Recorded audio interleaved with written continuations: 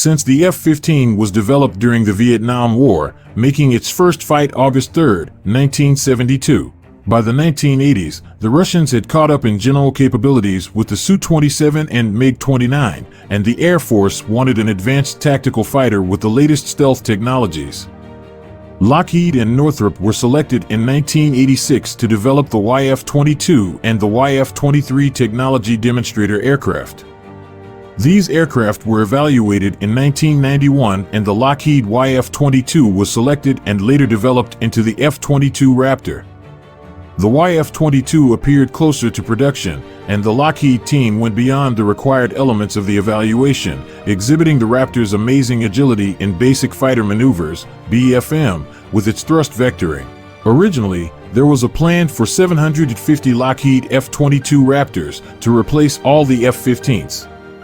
The end of the Cold War with the now defunct Soviet Union reduced this number to 646, 442, 339, and finally just 187 aircraft.